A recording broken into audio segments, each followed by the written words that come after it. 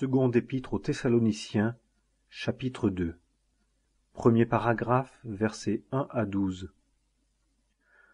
Or, nous vous prions, frères, par la venue de notre Seigneur Jésus-Christ, et par notre rassemblement auprès de lui, de ne pas vous laisser promptement bouleverser dans vos pensées, ni troubler, ni par esprit, ni par parole, ni par lettre, comme si c'était par nous, comme si le jour du Seigneur était là. Que personne ne vous séduise en aucune manière, car ce jour-là ne viendra pas que l'apostasie ne soit arrivée auparavant, et que l'homme de péché n'ait été révélé, le fils de perdition qui s'oppose et s'élève contre tout ce qui est appelé Dieu ou qui est un objet de vénération, en sorte que lui-même s'assiera au temple de Dieu, se présentant lui-même comme étant Dieu. Ne vous souvenez-vous pas que, quand j'étais encore auprès de vous, je vous disais ces choses? Et maintenant vous savez ce qui retient, pour qu'il soit révélé en son propre temps. Car le mystère d'iniquité opère déjà. Seulement, celui qui retient maintenant le fera jusqu'à ce qu'il soit loin.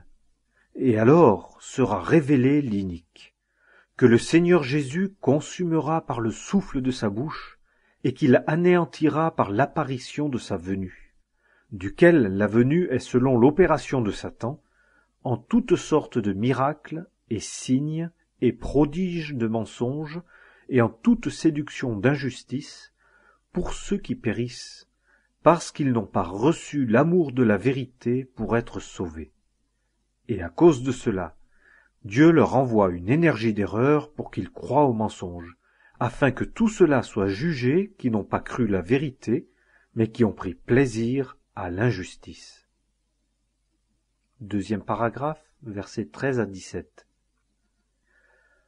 Mais nous devons toujours rendre grâce à Dieu pour vous, frères aimés du Seigneur, de ce que Dieu vous a choisi dès le commencement pour le salut, dans la sainteté de l'esprit et la foi de la vérité, à quoi il vous a appelé par notre évangile, pour que vous obteniez la gloire de notre Seigneur Jésus-Christ.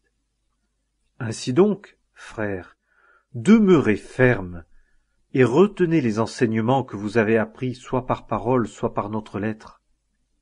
Or, notre Seigneur Jésus-Christ lui-même est notre Dieu et Père, qui nous a aimés et nous a donné une consolation éternelle et une bonne espérance par grâce, veuille consoler vos cœurs et vous affermir en toute bonne œuvre et en toute bonne parole.